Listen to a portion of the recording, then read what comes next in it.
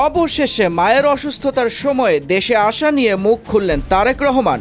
সংকটকালে মায়ের স্নেহ স্পর্শ পাওয়ার তীব্র আকাঙ্ক্ষা যে কোনো সন্তানের মতো আমারও রয়েছে, এমন মন্তব্য করেছেন তিনি আরও বলেন, এখনই দেশে ফেরার বিষয়ে সিদ্ধান্ত নেওয়ার সুযোগ তার জন্য অবারিত ও একক নিয়ন্ত্রণাধীন নয়। শনিবার সকালে নিজের ভেরিফাইড ফেসবুক পেজে দেওয়া এক পোস্টে তারেক রহমান এসব কথা বলেন।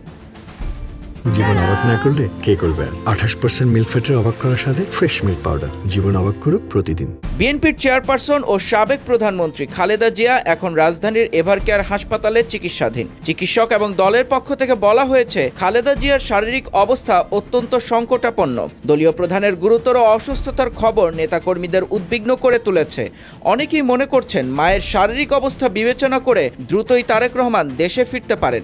এ পরিস্থিতিতে আজ সকালে তারেক রহমান অসুস্থ মায়ের জন্য দোয়া করা অব্যাহত রাখতে সবার প্রতি আহ্বান জানিয়ে ফেসবুক পোস্ট দেন। ফেসবুক পোস্টে তিনি লেখেন, সর্বজন শ্রদ্ধেয়া বেগম খালেদা জিয়ার প্রতি সকলের আন্তরিক দোয়া ও ভালোবাসা প্রদর্শন করায় জিয়া পরিবারের পক্ষ থেকে সকলের প্রতি আন্তরিক ধন্যবাদ ও গভীর কৃতজ্ঞতা জ্ঞাপন করছি। একই সাথে বেগম খালেদা জিয়ার আশু রোগমুক্তির জন্য সকলের প্রতি দোয়া অব্যাহত রাখার জন্য ঐকান্তিক অনুরোধ জানাচ্ছি। দেশে ফেরার বিষয়ে তিনি বলেন, এমন সংকটকালে মায়ের স্নেহ স্পর্শ পাবার তীব্র আকাঙ্ক্ষা যে কোনো সন্তানের মতো আমারও রয়েছে, কিন্তু অন্য আর সকলের মতো এটা বাস্তবায়নের ক্ষেত্রে আমার একক সিদ্ধান্ত গ্রহণের সুযোগ অবারিত ও একক নিয়ন্ত্রণাধীন নয়। স্পর্শকাতর এই বিষয়টি বিস্তারিত বর্ণনার অবকাশও সীমিত।